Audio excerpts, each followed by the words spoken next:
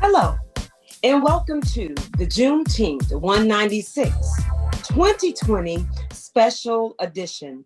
B.H. Brilliant Minds bring to you invited guests who will share their personal life stories from past to present. B.H. Brilliant Minds Project Inc. understands the importance of leaving a legacy behind after we're gone. We know that we are responsible for keeping our stories alive, creating opportunities for the voices of our communities to be heard and seen. The Juneteenth 196 2020 special edition will capture the essence of why we are celebrating and honoring the backs and shoulders of our ancestors who we are standing on.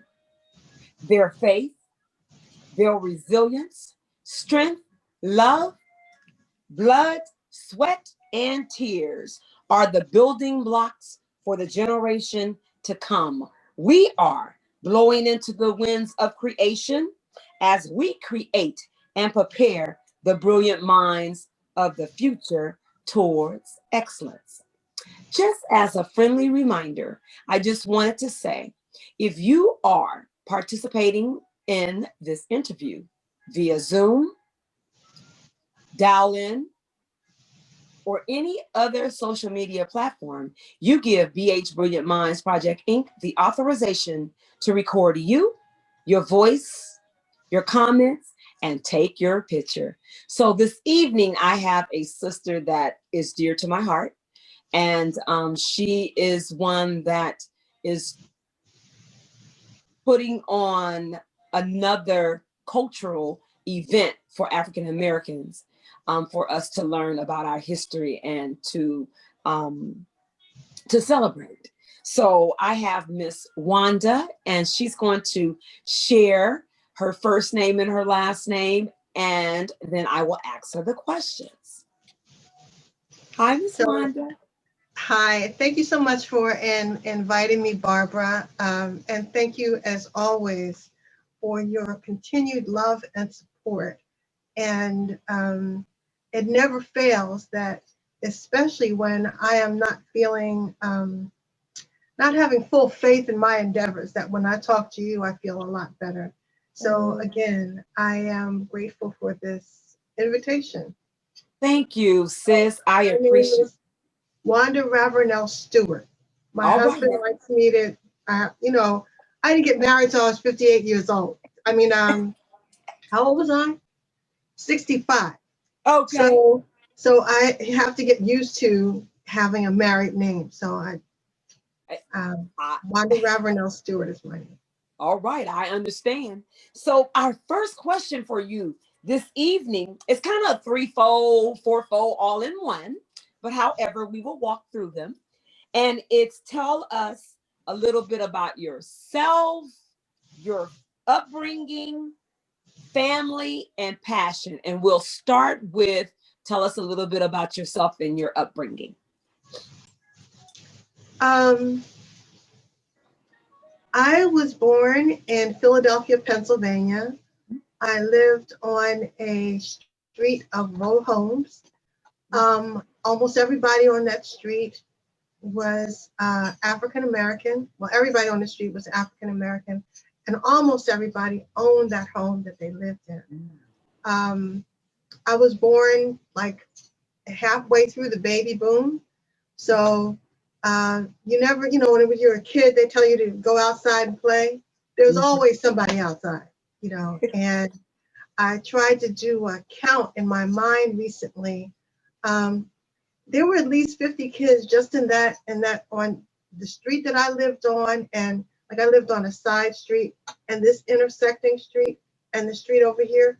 Between those three streets, there had to be about 50 of us, and ranging in age, there would be like we were about 10 years, the spectrum of 10 years between the youngest and oldest, and so it was a really good experience. A really good experience. My mother worked in a factory as a seamstress. My father was a construction worker. Um, my mother worked. She didn't like being home.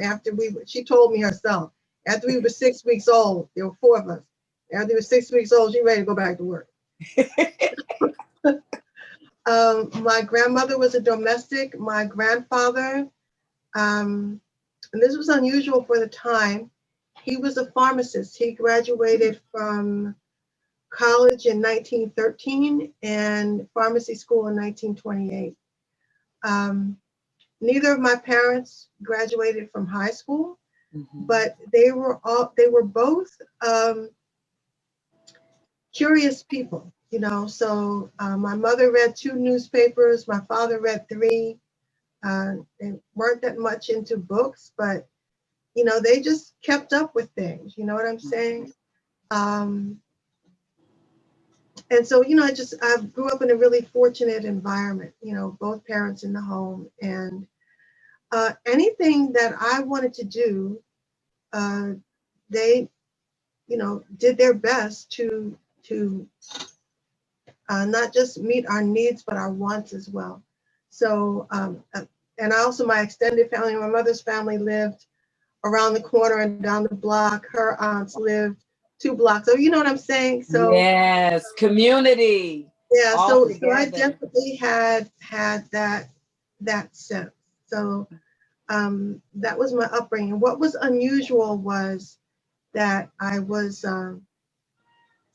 there was a teacher who nominated me to go to a school for gifted children, a special school for gifted children that had only been in existence, I think, 4 or 5 years before I became one of those students.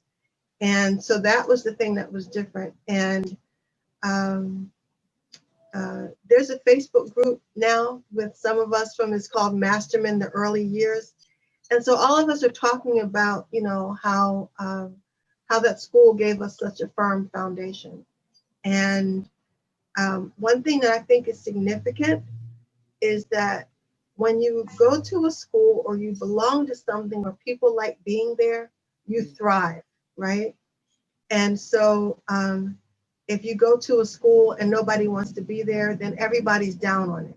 Nobody really wants, you know, it's harder to try to make yourself interested in something when there's nobody around you who is. So I had the good fortune of going to that school where everybody wanted to learn. You know, there wasn't, you know, that wasn't something that was an issue. You know, uh, there wasn't that kind of challenge to your personality. Everybody was a nerd. You know, everybody was a nerd. And compared to some of my classmates, I was a junior nerd. I was a wannabe um, compared to some of them. You see what I'm saying? So Yes. that was a really different um, part of my life. And that has followed me all of my life. That kind of education, um, that kind of, in some ways, intellectual curiosity was just natural to me. So, because of that environment, I was just fortunate like that. So, you know, from that school, I went to a high school that was specifically for people, for girls, as a matter of fact. It was a college preparatory school, public college preparatory school. I went to college in Vermont. Um, and then after I graduated, I had to figure out what to do with myself. And my undergraduate degree was in creative writing.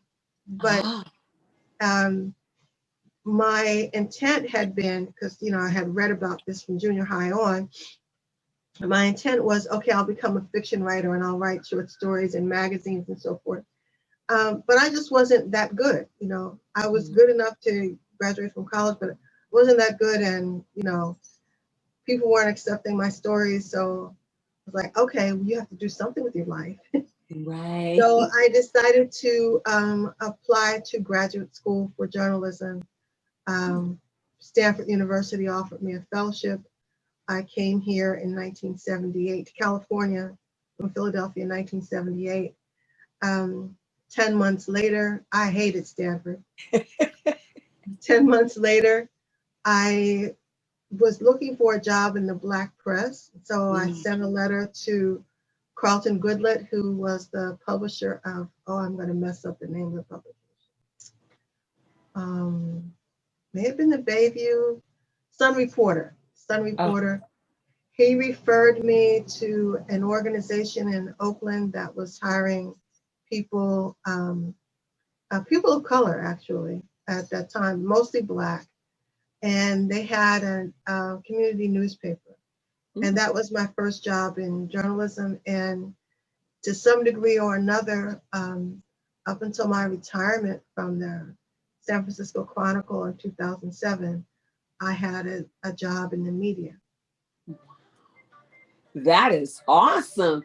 And thank you for sharing that part of your life. So you said you had four siblings. Are they here local or where they live? My my brothers passed away. Okay. One 21 years ago, and the other one just this past summer. But everyone is back in Philadelphia. So Oh. when my mother was alive, I was expected to make a pilgrimage to Philadelphia twice a year, and now that she's gone, I still make a pilgrimage once a year. Awesome. Awesome. So tell us a little bit about your passion. Um, so it's really complex. How I Okay. came to meet you Yes. um, and how I ended up doing various things after I left the Chronicle.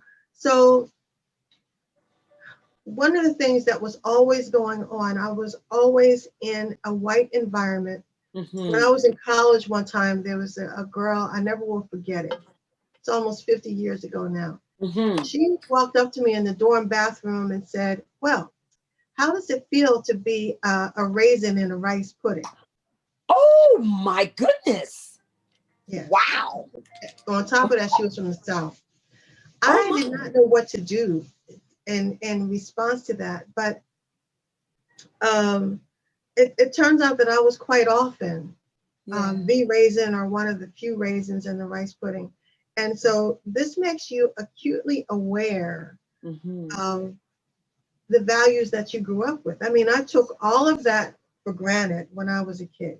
This Yes. is what Black people do. I hadn't even, hadn't necessarily codified it in my mind in Mm-hmm. any way as to what these values were. That had not, really really woken up in me. And even, I was of age during the Black Power movement and so forth. Yes. Even that didn't move me particularly. But Mm-hmm. going to those schools where I felt kind of compressed Yeah. was when, oh no, this just will not do, you know. Mm-hmm. And so then I had a curiosity Mm. that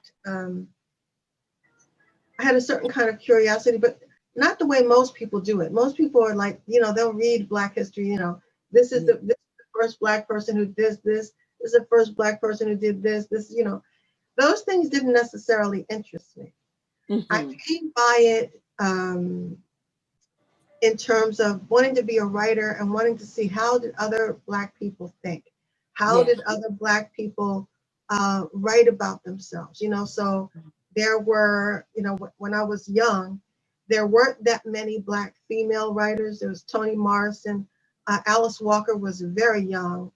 Mm-hmm. Um, so I was looking for that. I was looking for, what is this?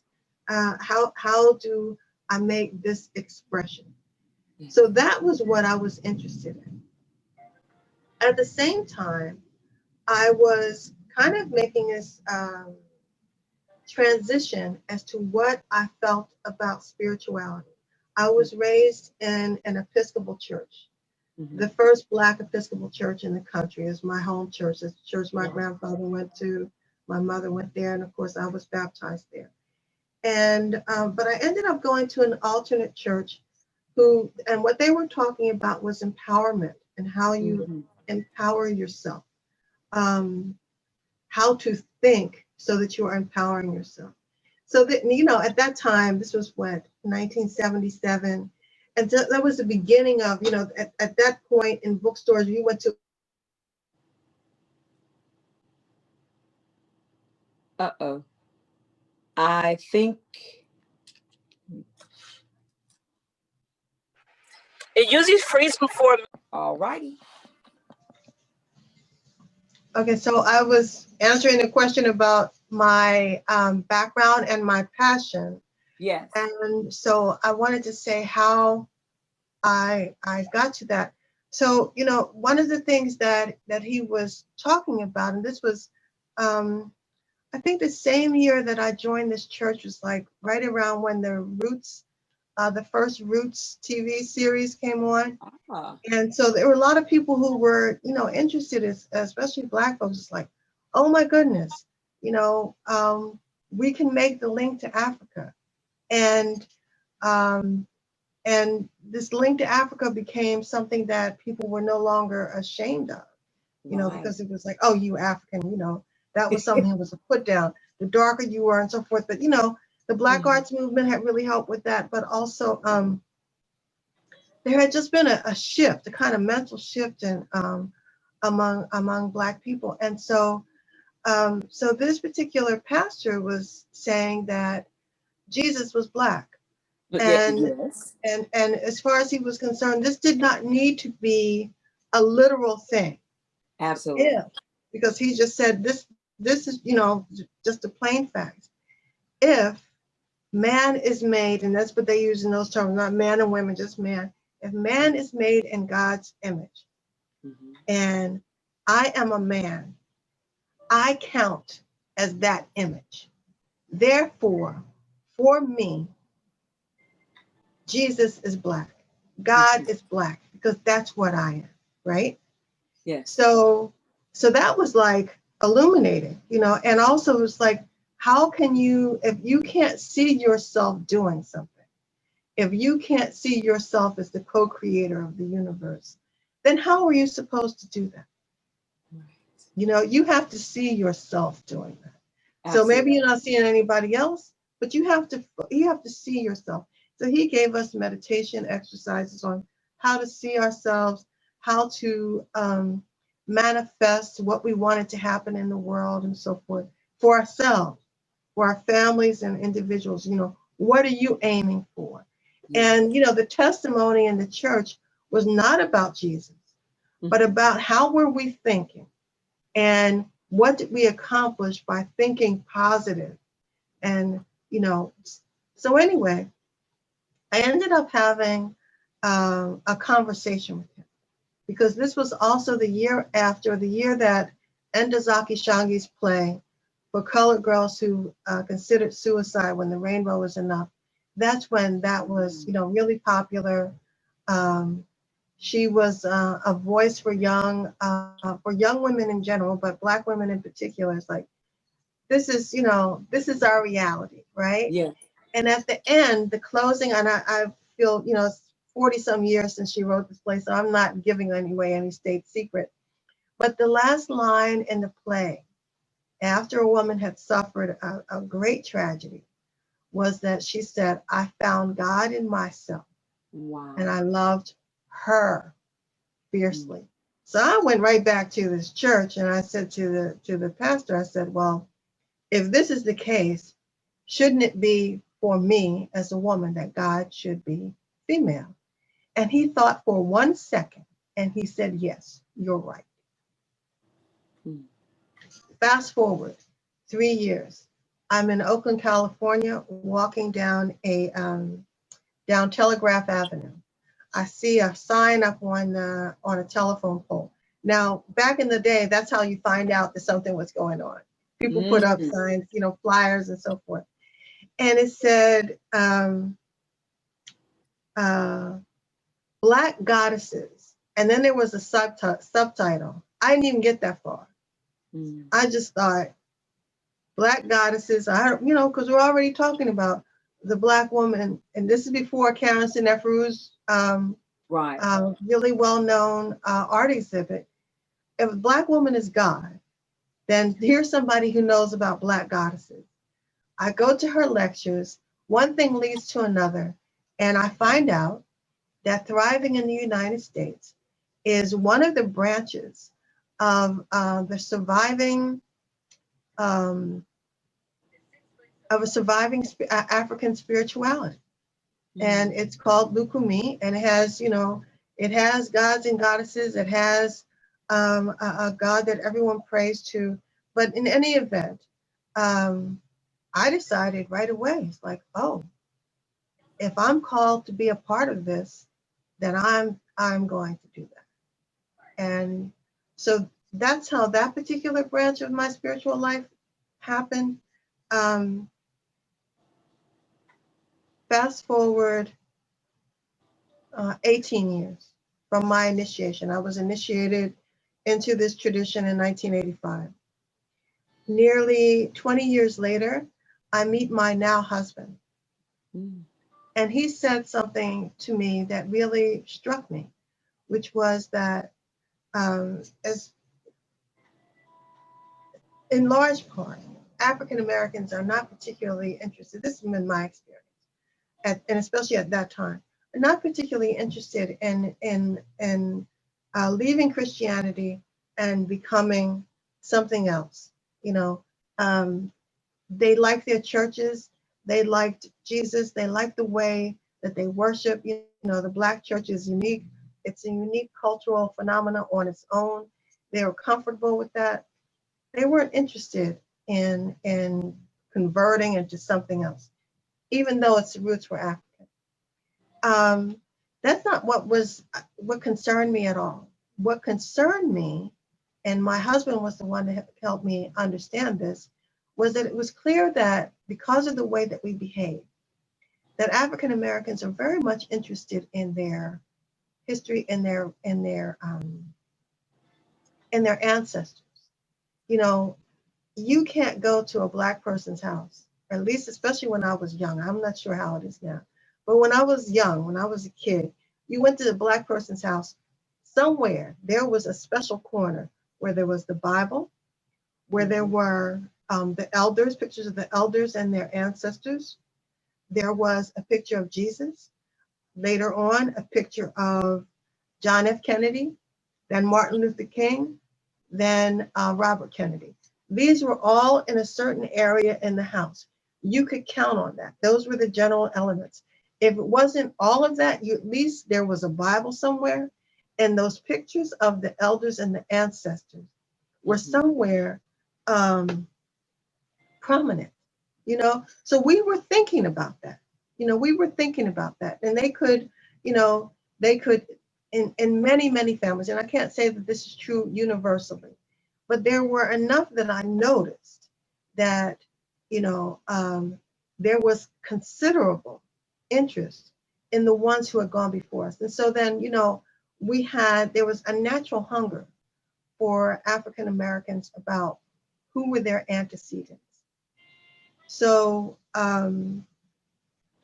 so then what I wanted to do, using the principles of the spirituality that I had learned from being a Lukumi priestess, keeping in mind that, what my upbringing was and what I knew African Americans were interested in, and also just trying to close this gap, right? Because one of the things and this is something that is really horrible that happened to us, and we really sometimes can't even take in the enormity of it, which was we talk about being taken from our home, put on these ships, and brought somewhere to work. But at the time, very few people even knew, this is worldwide, very few people even knew where they were in relation to anything else. Many few people in 1600 or 14, whatever, knew there was an ocean if they didn't live next to it, knew there was a desert if they didn't live next to it. You knew a certain nucleus that was close to you. As a matter of fact, it is well known that, it was common that a man could walk 20 miles in a day. 20 miles away, somebody spoke a different language. This was something that was common. That's how you have all these dialects. It was common that, you lived and worked, lived, died, and for generations in the same place. We cannot calculate, really, what happened to us when we were taken from where we had been for perhaps at least centuries put on boats and sent somewhere else. We had no idea what was happening to us. And we get to the other side of the world. And what we do is also miraculous because for a few centuries in many places, we tried to replicate what we had in Africa. Mm. And in places where we couldn't do that, in the United States is the place where, number one, it was the worst form of slavery in the world. And number two, where they knew the science of separating us from our history and from our ancestry and from anything associated with it that we could consider a blessing. That was a science in separating us. And it doesn't take much. Mm-hmm. We all know this from the crack epidemic. Yes. We lived one way before the 1980s and another way after that. So then, considering what level of a Holocaust we have lived through over and over and over and over again. And yet, there's something in us that once we want to know who went before us. So in 2008, I started thinking of, how do we talk about our history on our own terms instead of through the lens of the white man? How do we tell that history? A lot of people are not going to read it, but we told our history in a certain way. We told our history through the Negro spirituals. There are spirituals that tell us a story from when we got on the slave ship to by the 1960s, right? So all of these freedom songs, spirituals tell the story, how we got from there to here. And then ever since then, there is not a form of our music where we are not telling our story. But we don't necessarily know how to value that, and that's the other thing that happens to us. We are very generous people. So that we think, oh, if somebody else wants to play our music, that's fine. Somebody wants to pay me to do this music, and they'll pay a pittance from what they know they're going to make on it. So there are all these ways that we don't benefit from our own knowledge. We don't benefit from our own ability because we just don't think of it that way. We have this, that's part of our values as Africans is to be generous, right?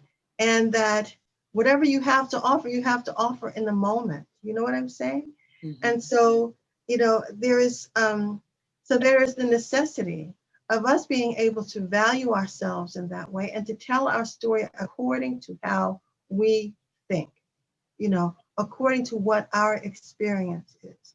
And so one of the things that we know from this Holocaust, from the time that we got off the slave ship, is that the world is upside down. We know that. We say that all the time. We teach our children that until they go to school, and then they learn from somebody who's going to tell them something altogether different. But the thing is, all these killings and the police killings, that is the epitome of the story where what they say is one thing, what we see and know is another.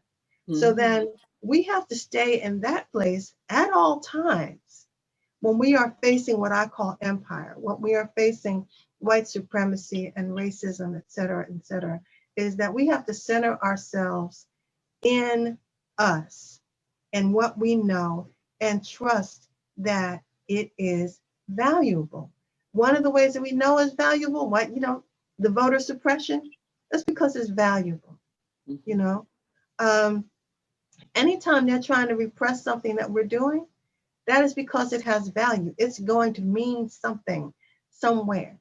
And so the other thing that I think, and I try to say this, for all of our limitations, all of our faults as African Americans, there are things that, we'll talk, it's like, white people can't say this about us. Well, we know certain things about ourselves. We know our weaknesses, I would say. The issue is, there is nothing that we haven't done that hasn't been imitated worldwide. You will find a gospel choir in Australia with white people singing. You will find rappers in Australia. You know what I'm saying? You will find jazz musicians anywhere in the world, in Siberia, they imitate us. They're not imitating everybody else. But there is nothing that we do that they do not imitate. Does that not say who we really are? Right. That says everything about us. So then, based on all of these experiences, was when we started Omnira Institute. Omnira is a Yoruba word that means freedom, and we do 3 to 4 major projects a year. We used to try to put on something for Black History Month, but you and I both know, trying to build an audience where people actually come out in February when it's cold, it's like, no, we'll just go where we're invited. Our Juneteenth is a ritual of remembrance. I was trying to find out, keeping on that path of like, what did Black people do? And the various things that we gave up because of assimilation, where we thought, okay, when we stop doing this stuff, the white man will accept us and stop killing us. We weren't really trying to be liked by the supremacists. We're trying not to be killed. It's just let us, thrive on our own. And so, okay, we stop doing this, then we can, we have this opportunity. So that was kind of the mindset, this assimilation. And it hasn't been very good for us, but we didn't know that at the time. That's not what we expected. The outcome was not what we had hoped and expected. So then I was saying, well, what did we used to do? What did we throw away that maybe we should get back for us, right? And so growing up in Philadelphia, I had never heard of Juneteenth. I didn't hear about Juneteenth until I was 25 years old. And then I didn't have much respect for it. It changed my mind eventually. But at the time I thought, why are you thinking about slavery? Slavery is over. And I had no idea that slavery was not nearly over. But that's the arrogance of the youth. And but in Philadelphia, by living in the North, I think slavery ended officially in Pennsylvania, like in the 1790s or something like that. So, but I found out in the prayer book from the church that I belong to that they used to celebrate Emancipation Day on January 1st. None of my relatives ever talked to me about this, So, so anyway, I eventually found out that there were freedom festivals in different parts of the country according to when slavery ended. And in some places, like when slavery hadn't ended yet, like in the South, and I think in Arkansas, they had a celebration because wherever freedom had happened somewhere else in a slaveholding country, then, by, what do you call it? Not osmosis, but they, there's a word for it, but it'll come to me tomorrow when I don't need it. But anyway, vicariously.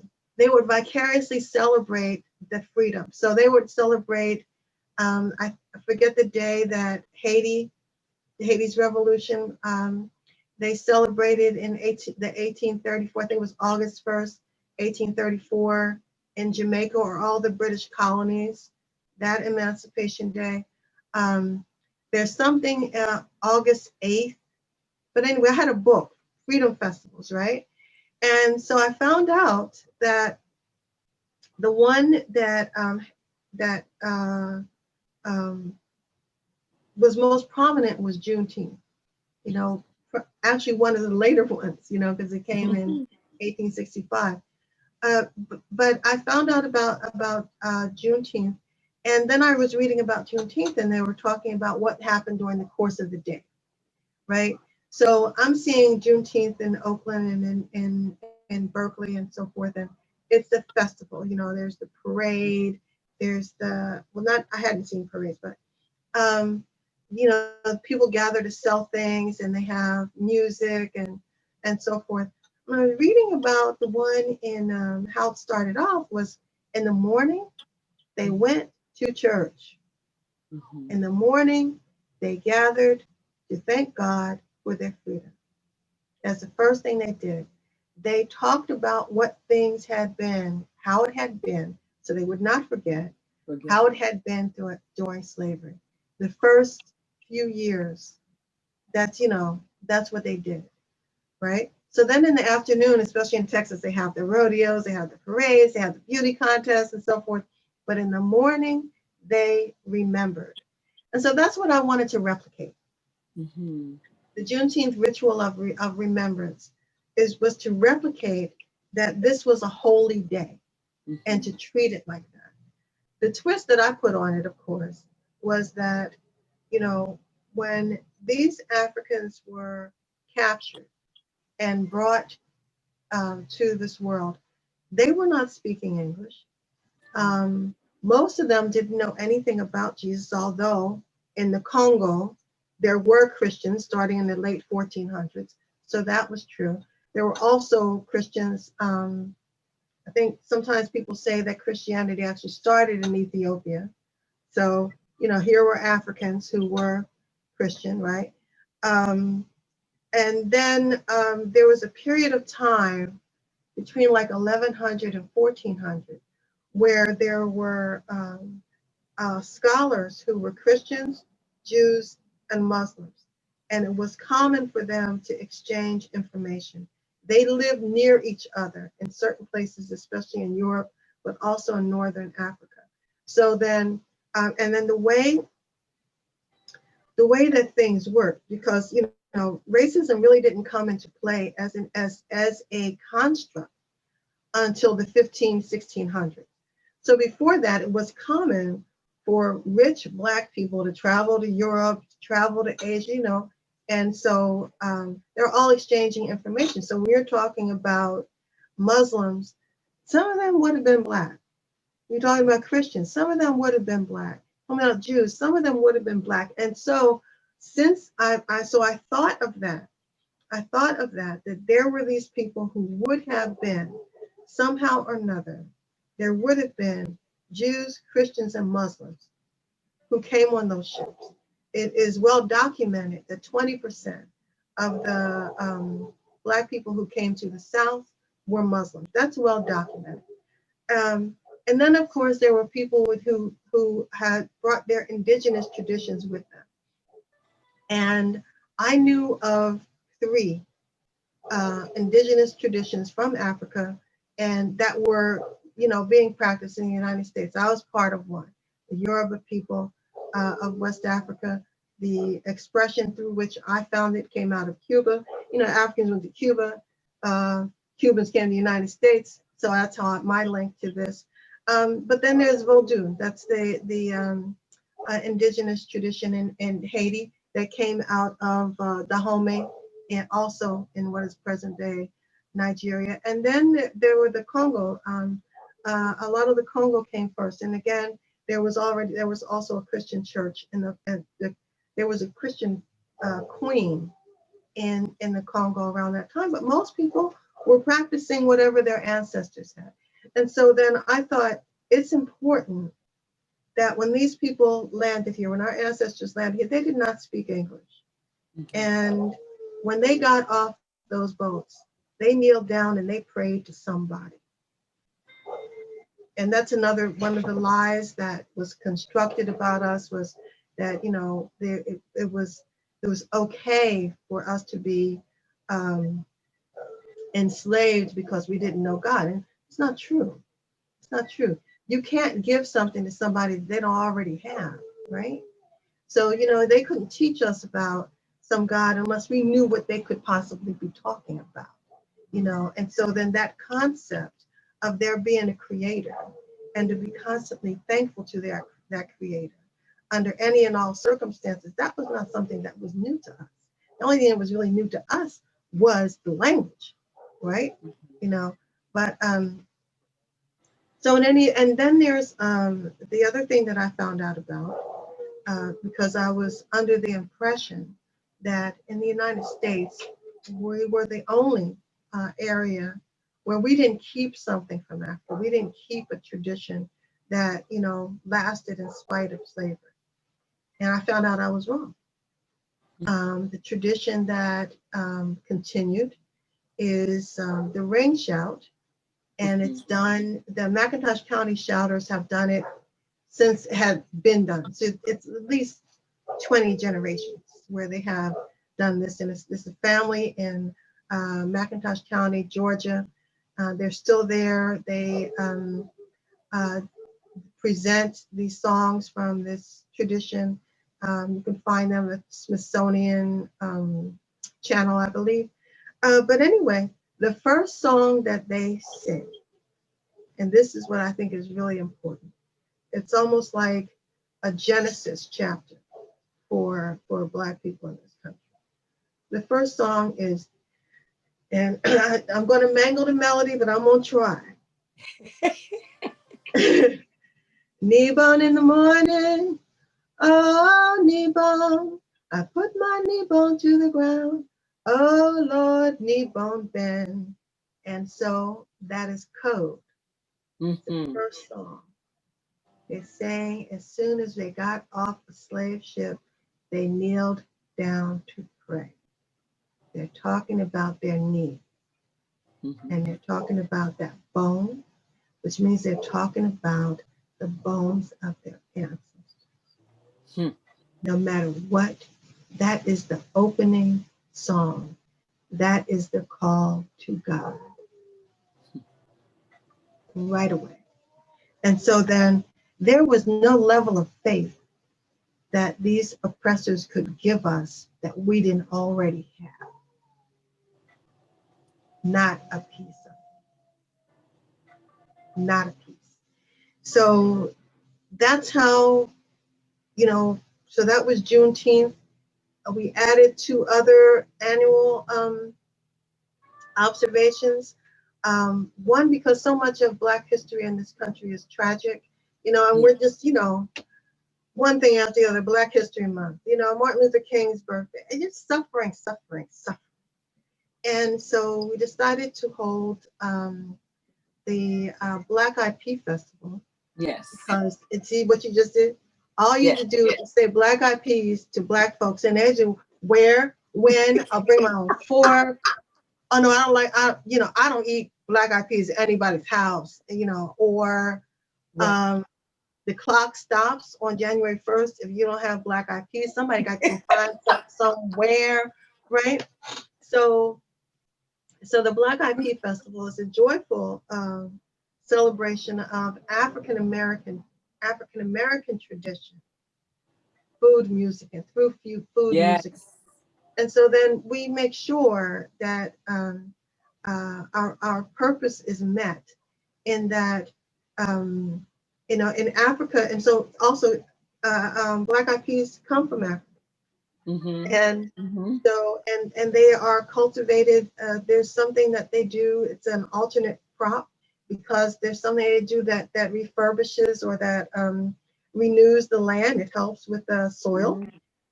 They're highly nutritious. And also there's something about them, they're abundant. They grow abundantly. So the Africans associated them with abundance, which of course Black people would say luck. Right.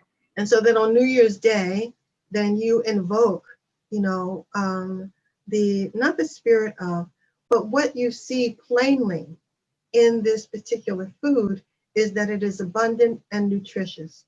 And so why wouldn't you choose that to be something that you kick off the year with, right? Right. And then there's, so the Black Eyed Pea Festival builds on that in the sense that what we're talking about is our tradition. We're talking about our luck, and we're talking about what we built, right? Yes. So the music of the festival is something, I always have jazz, always have something from the African continent. Some years I have something that is gospel or spirituals, right? And so we're always trying to address that. But the other point is that in the last 40 years, and this is not to denigrate hip hop at all, because it is profoundly creative. But one thing that we have been missing is the expression of African creativity through musicality, right? And so, jazz is highly complex. And when you consider the kind of jazz, the kind of music that our people had invented, 30 and 40 years out of slavery. Mm-hmm. Amazing, Mm-hmm. amazing stuff. And we're still doing it. We're still Mm-hmm. doing it. And so then it's acknowledgement of this history because, there's Kneebone in the Morning, that first song, so to speak. And then, you're building on it. And so then we didn't start out getting off the slave ship or coming up from Mississippi to Chicago. We didn't start out as hip hop. We started somewhere else. And so then, sometimes you have to nourish your roots. Yeah. And so that's what the Black Eyed Pea Festival is meant to do, is to nourish our roots and also to support our artisans who make things by hand, and Yes. so that's one of the things people get a little mad at me. It's like, well, I sell jewelry from so and so. No, I want you Did to, you if make it by hand? we Right. didn't make it, we are, this is one place where people who actually make their own stuff, they're not competing against someone who is getting it from a manufacturer. So it's a distinction that we make, is that we want to celebrate and support African American creativity in several forms. So that's the And Black. Yeah. and you are the founder and the coordinator of the Black Eyed Peas Festival here in Oakland, California. Yes. Okay. Yes. Go And ahead. there's another. There may be. I think actually there is. Oh God, which state is it? There's another. There are a couple of places where they have Black Eyed Pea festivals. Oh, Yeah. okay.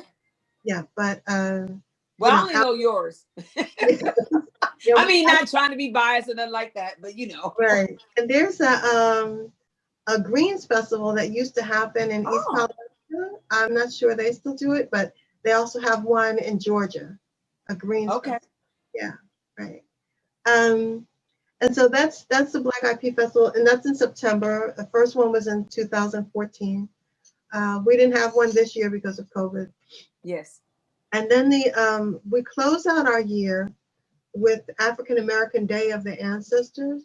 Mm. And that was because I read about something that we used to do called Grave Sweeping Day, where, especially in the South, people would, take a picnic lunch and clean the graves. Graves were often near churches and so forth. So sometimes it would be associated with the church. But I was thinking, wow, I didn't know that Black people used to do something. It's like Dia de los Muertos. Mm-hmm. Right. And Mm-hmm. then I didn't know until someone came to our grave sweeping day, explained to me, oh, well, this is what people in New Orleans do on November 1st. And I hadn't made that connection. Mm-hmm. So um, so then, the idea is that is to take care of graves that are neglected. Well, in California, Northern California, it graveyards are rather integrated, so there's no particular graveyard that's for Black people. So I'm a transplant. A lot of people are transplants. So where do we go? How do we make this offering? And then I found out that Evergreen Cemetery in Oakland is the place where a couple hundred, they're not sure exactly how many, but a couple hundred people who died in the People's Temple tragedy in Guyana are buried in a mass grave. And that's because, there was 900 some people who died that day um, in 1978, and a mass suicide. And, the tragedy was there were all these people from San Francisco and the Bay Area, Yeah. and they were led by Jim Jones because they were looking for the utopia. They were looking for a place where they could all get along, um, worship God, and they all went to Guyana and a remote area, and they had started farms, and it was like a co-op and so forth. But basically, it was a certain idealism that led them to leave this racist environment so they could build a utopia. And most of the people there were Black. And there were whole families who died, not just nuclear families, but extended families. So then, when all these people died and they were all in Guyana, then I remember this because I was living on the West Coast by then. It's like they couldn't figure out what to do with these bodies because there were no survivors to bury them. Wow. And finally, Evergreen Cemetery Stepped in. offered this That's, spot. that's awesome. So a few years ago, the survivors um, um, finally put down grave markers Oh, with wow. all of the names of all of those who died on that day, because there are 900 some who died. Of course, there are many who were buried by their families, Mhm.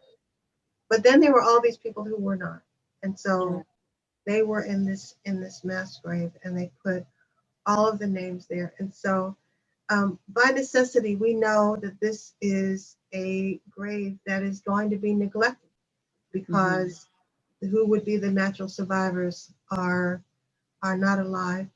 Um, and this happened 42 years ago.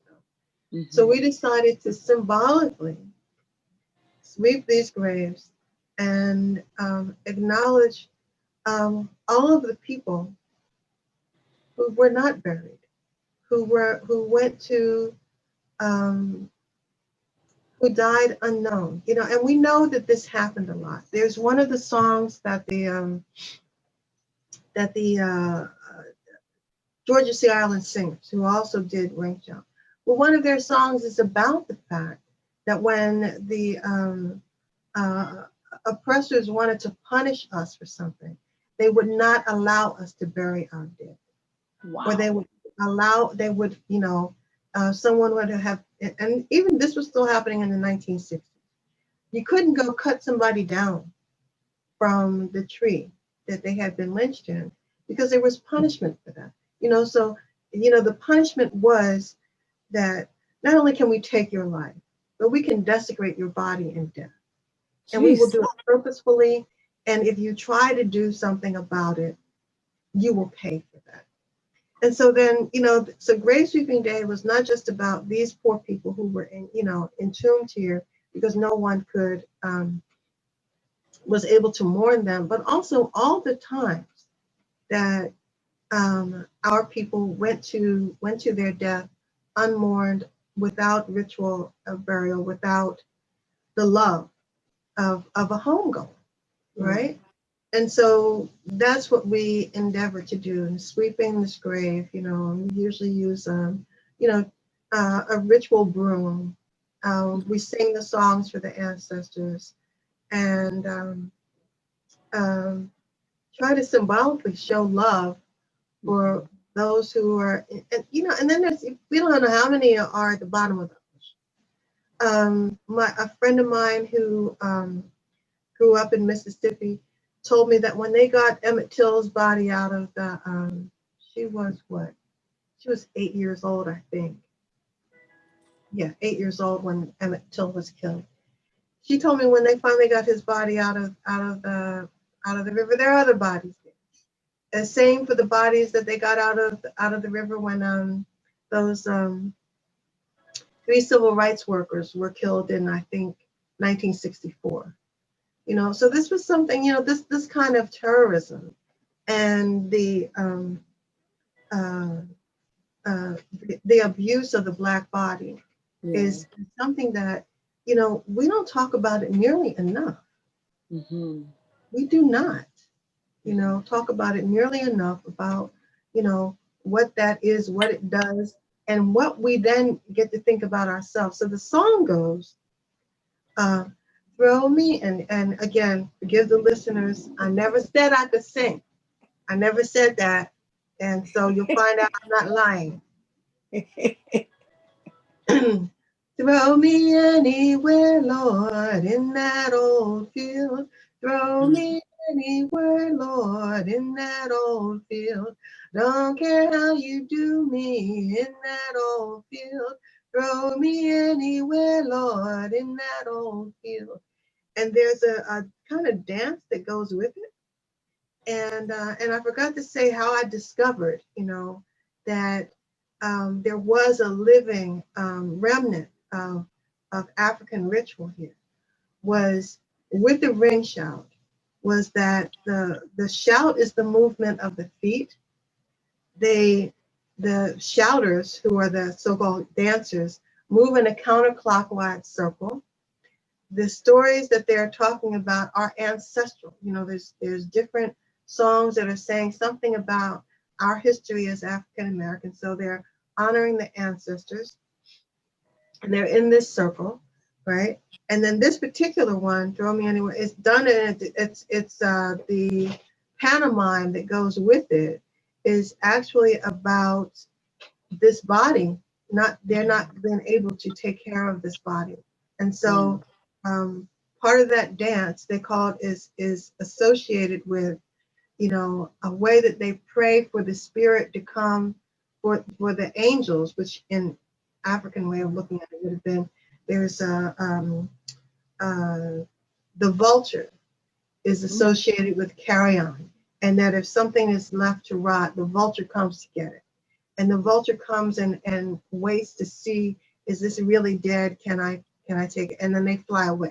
So then the height that the vulture is associated with, and how high they can fly, that's associated with it being also, while they are taking the carrion, is that the flight of the vulture is like of the soul going home, right? Mm-hmm. So then these two ideas are put together in this particular song of Throw Me Anywhere, and it's actually what they could not do physically, what they could not do for the body of their comrade. They were singing him home. Wow. They were singing her home by saying, you know, and the slave master is thinking that this is about something altogether different, right. that they are elevating their comrade. Mm-hmm. So, you know, that was what I noticed. I had been to a ceremony for the ancestors, and when I saw the ring shout, what they were doing, what it was about, I said, oh. And then finding out that first song, yes, that was the link. And you know, when you ladies and your group, the family is dancing, it is a sense of peace that comes over me. And as African Americans, our souls are thirsty for, when you just was singing that song, it brought me to think of my ancestors, and it brought me to connect with them just in that moment, to be able to say, wow, I can envision, even though it's painful, I can envision what you were saying and what you were going through, and how you, in those fields, even though all of those things was being done to your body and psychologically, you still was thinking about us, that there is hope, there is a better day for our people, and for us to be able to lift each other up. My soul and my spirit was just lifted and was connected.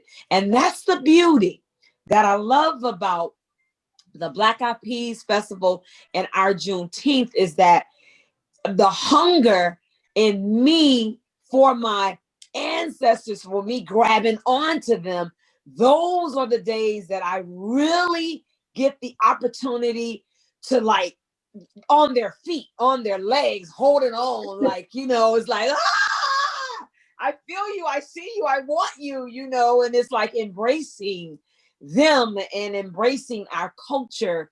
It's a beautiful thing. It's fulfilling. It's rich. It's words can't explain it. You know, you just have to be there and be in the presence, and the value of other people just even getting a tidbit glimpse of what we're experiencing, because it's an experience. It's not just something that we go to and we're doing. And no, it is a wholesome, soul grabbing experience. And I would say to anybody that is and that will see this interview is that definitely, please, if you get the opportunity to go to a Black Eyed Peas festival, or a grave sweeping or the Juneteenth, you're gonna then understand what we're talking about in a real way. So, and sis, I commend you, I love you, I appreciate you, and I'm trying to remember the connection, and I'm gonna let you get back. Where were we when was it at a Black Eyed Peas that we connected, or where was it somewhere else? I think no, it was your Juneteenth. Okay. We had you invited us to Yeah. Juneteenth. Yes. Yeah. And then that's how you all became to open up the Juneteenth with us for the drumming. Right. Okay. Yes. And I do want you to touch on the drumming piece. That is the heartbeat. That's our soul beat. Can you share about the importance of the drumming? Yes, I can. Okay, thank you. So one of our activities, and I'm going to answer your question. Is going to answer yes, ma'am. Correctly. One of our activities is I felt that when Mario Woods was killed, and I talked to my husband, I said, let's find out if there's some way that we can serve. Right. We can go, and we talked to what our elder found out if this was something we had permission to do, which was to go, because when someone dies suddenly like that, there's our belief is that we have to take care of that soul. Yeah. And so we wanted to serve the community. We didn't want to just be on the sidelines, or when we do something, invite people to come. We wanted to go where they are and try to meet a need. And so we were invited by I don't want to make too much detail, but eventually we were invited by the mother of one of someone who was killed in 2011, Alan Bluford. We went to the place where he was killed, and we did what we call auto echo, which is word for the ancestors. And so it's a litany of songs that is talking about our ancestors, also talking about our connection to God, is talking about the comfort of God, is talking about how God is not going to fail us. So there's a whole litany of songs. It is accompanied in a way, because that's how we think of this kind of instrumentation, is that the voice is accompanied by the drum, but actually the drum is the first speaker. And so the Yoruba tradition of the bata drums is 3 drums of different sizes, double-headed, played by men. That drum is considered a female entity and is activated by the male. And so everything in African spirituality is to continually confirm creation. And so we know that in creation, it takes male and female together. Yes. And so then the drum is female, the men activate. And so there is the confirmation of creativity and of creation rather.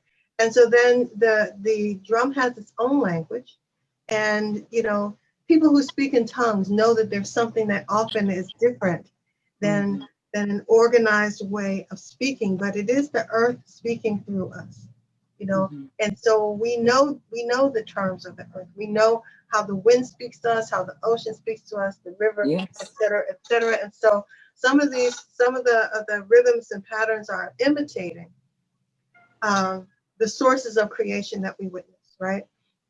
So that's what the bata drums do. And there is, so I was talking about, the times that we have gone to places where we have been invited by the parents or the loved one or the organization that wants us to do something to honor our deceased with the drum and sometimes with our voice.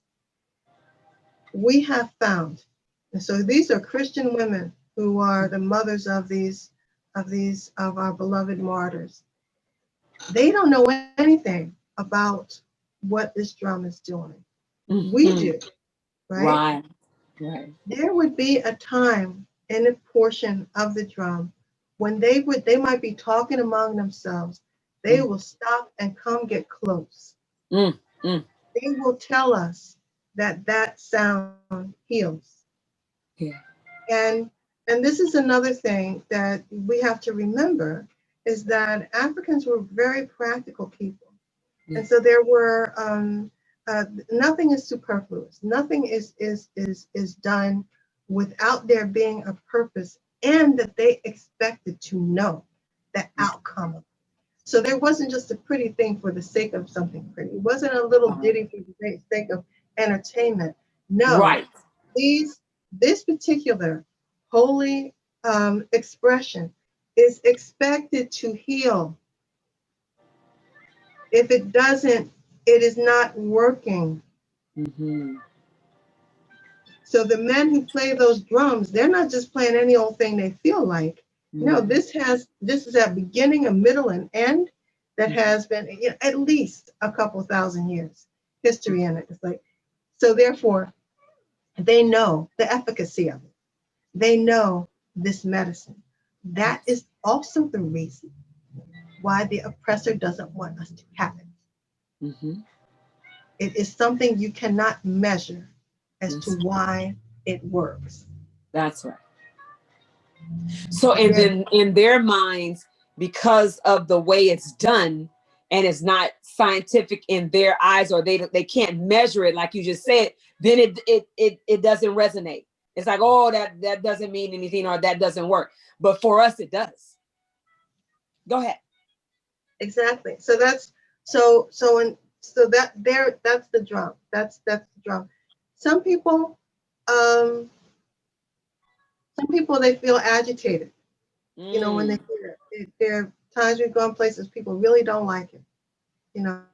And sometimes that's like an indication. Oh, you really need the healing.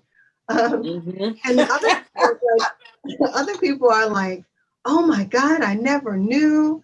Yes. Oh, that was beautiful. And it's the medicine that they need at the time. And as I was saying that I knew that African Americans would want to connect to their ancestors. That particular set of rhythms it is for the ancestors. So it's waking that up.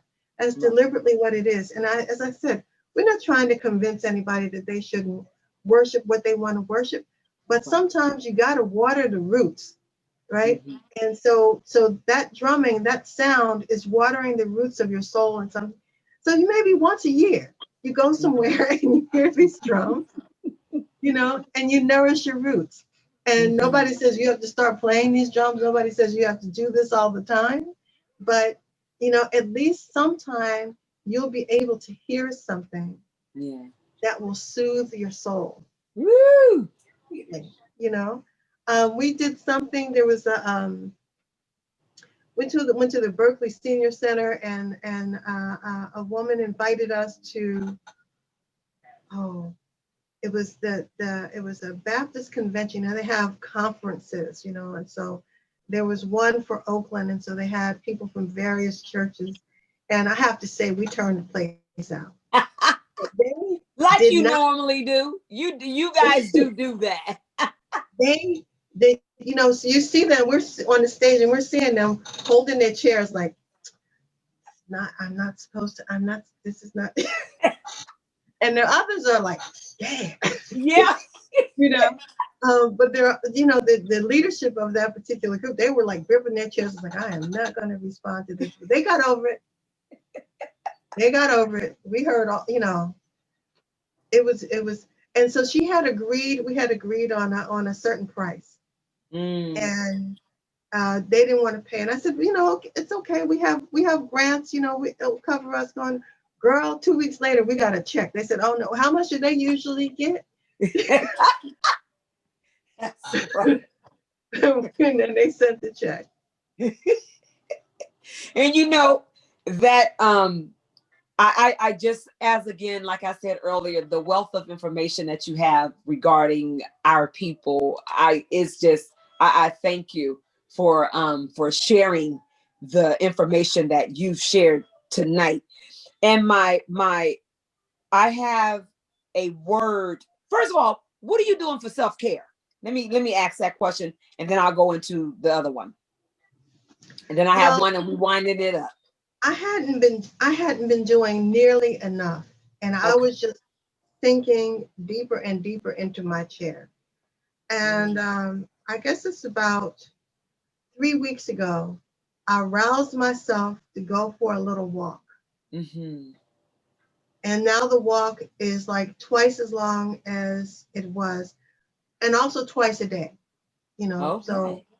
soon after, before or after my morning coffee, and then before sundown, it's like you're going for a walk.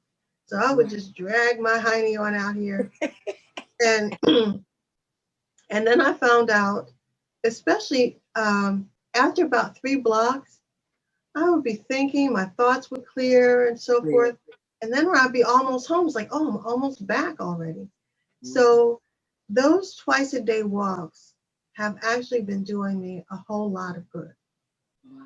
A whole lot of good. That's So I awesome. would say that And that is go ahead, my go ahead. self-care. That's my self-care. Well, that is awesome. So when you hear the word vision, what comes to your mind? Vision. Well, I was so a couple of things, So I'm reminded of the vision of the Institute, Mm. reminded of our vision, which is essentially is to reinvigorate African Americans with our own culture and with the culture of Africa. And those are the programs I already described that. But also I was thinking about, just in this moment, about African Americans, we need to recover our own vision for ourselves. Because we have worked so very, very hard trying to get accepted and trying not to get killed. Mm-hmm. We have been, and the kind of death that we experience is not just a physical death. This is social death, it's spiritual death. Yeah. All these ways that we are under assault, and that we are find it difficult to thrive. Mm-hmm. And so then I'm reminded that our enslaved ancestors, there's some people who were born into slavery and died in it, but they never lost the idea of freedom. They Mm-hmm. visualized that for us. So now we're at this stage. What is our vision for ourselves? Let us not even think about the oppressor. Right. Right. Take it out of the equation. That's right. Let's do that. What is it that how do we see ourselves? What do we need and how do we get there? Now, the thing is, there's a series of books that I read. You think that I'm just like this profound intellectual. Not. So Well, well, we glad for your reading. We thank you for getting the books and reading and getting the information. I want to tell you this because this is what some sisters, if y'all like romances and y'all like Black romances, the sister's name is Beverly Jenkins. And so, great love scenes, but she'll lay some history on you. And so then what is in these books is that, and I'm not going to go into a whole lot of detail, but what is in these books is a lot of Black history and a lot of the ways that we were taking care of ourselves during slavery, after slavery. The books that I'm talking about start like in the 1700s and go to the late 1800s. There were Black towns in Wyoming, of all places. We never think of no Black people being in Wyoming. that we would even put one toe over the first border of Wyoming, but there were Black towns in Wyoming, and so she's talking about how these people who would come directly out of slavery with nothing build these towns, and so to me, if they're saying if people were doing that, then what can we do? And then also 100 years ago, 1919 was Red Summer. And that's where all these Black towns were attacked and burned down. Wow. You have Rosewood in 1921. You have East St. Louis in 1917, and several in 1919. This information is not hard to come by. I didn't know what Ida B. Wells was famous for. She's a journalist. She was reporting of these places where mobs burned Black towns on purpose, right? Wow. And so I think it would serve us well to read about these massacres, not because of the massacre, but to see what we had accomplished 50 years out of slavery. You hear what I'm saying? Mm-hmm. So that's vision. Yes. That's vision. So our community is unlikely to be geographical anymore. Like West Oakland was a mecca, Right. East Oakland, we used to have that. We are unlikely to have that again.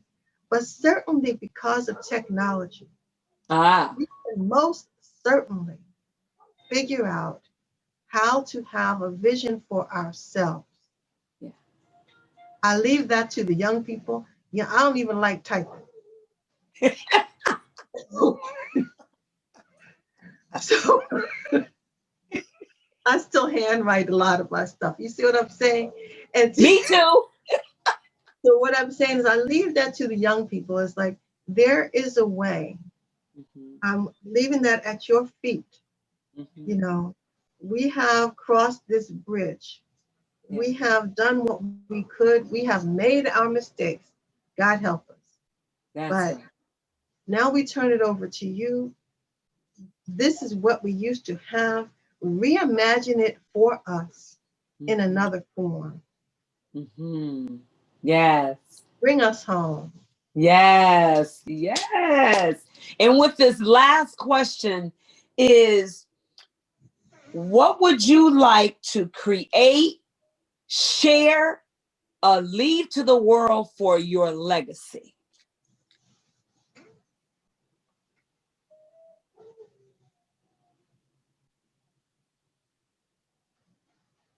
I think that we are still, okay, the image that I got is a spider's web. All right now, come on. Yes. We are still building that. And I think that by the grace of God, I don't get to see what that legacy is. A spider is building and building and building. They don't necessarily see the whole thing. They are doing the work. And so I will simply do the work as it comes, as the opportunities come in front of me, one step in front of the other. And then whatever is left, I hope that someone gains from it. But I also think that many times, it is the moment itself that is the legacy. And, Maya Angelou said that people will remember how you made them feel. And I am quite a grouchy person. And so then, I know that there are people who are going to remember me for my grouchiness. But I hope that we are remembered for that moment when the drum touched them, when they heard the ring shout for the first time and felt a connection that they never lose. I hope that that is something, that connection, we were able to make that for somebody sometime. But I'm not done yet. God ain't finished with me yet. There's a few more years that I might be here to be grouchy with folks and regret it. And so we just keep on doing what's in front of us, Yeah. and I, just fervently pray that that our young people, pick up where we leave off and really take it home. All right. Because home is calling. All right. So Barbara, again, Forever calling. Barbara, Say it thank you for again, the sis. opportunity. I didn't even know what I thought until you started asking me these questions. Please. Awesome. Outstanding. Outstanding. I'm glad it was thought provoking for you. So, I just want to say again, Wanda Ravernell, and what's the other part of the name? Stewart. Stewart. Wanda Ravernell Stewart. Mm-hmm. All right, now, how can the people contact you? And what is your information? How can they contact you? Well, I regret to say that our website is down right now. It's okay. But if they find Omnira Institute is on Facebook. Okay. So, and it's O-M as in Mary, N as in Nancy, I-R-A, Omnira Institute. That's how you would track us down. That word search should bring you close to us, and we should be getting our website back up. And I would say probably by February. Um, so let's see. Hesitant to say my phone number. Yeah. No, we don't want that. There's a general email that they can reach me at omnirainstitute@gmail.com. That's awesome. Awesome. Well, Wanda, B.H. Brilliant Minds Project, Inc. will continue inviting folks to celebrate our Juneteenth 196 2020 special edition with us. And we're so grateful and thankful for you. And how we came up with the Juneteenth 196, of course, the ancestors gave that to us, is that if you were to count June the 19th to December the 31st, it's 196 days. So we just don't want people to celebrate our culture and our festivals in June and all the other months. We want them to, we were extended it to December, but 365 days of a year is what we want them to do. And our theme for this year was, I am the breath of our ancestors. I will never break, because we are history shakers and makers. And it was and is in honor of acknowledging that Black culture, Black minds, Black breath, and Black lives do matter. And we are saying it loud because we're Black and we are proud.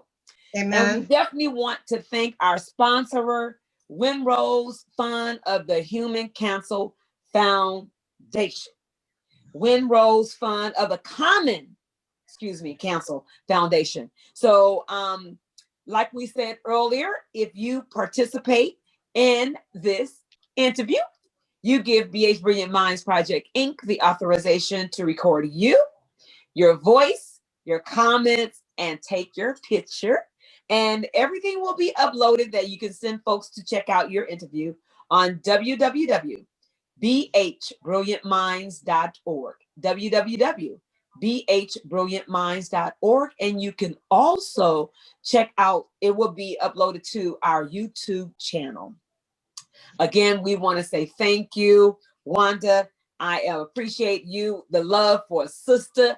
And we have work to still do, and we have work that we're going to be thinking about doing together. We have to do something together. I definitely know that before we leave this earth, if the Lord allows. Amen. Amen. You got a hallelujah for me. All right. And thank you again, Barbara. And I look forward to hearing from you and whoever is listening. Thank you for your time. I am grateful. On behalf of myself, my husband, Baji Stewart, and Omnira Institute, thank you again for this opportunity. You're welcome.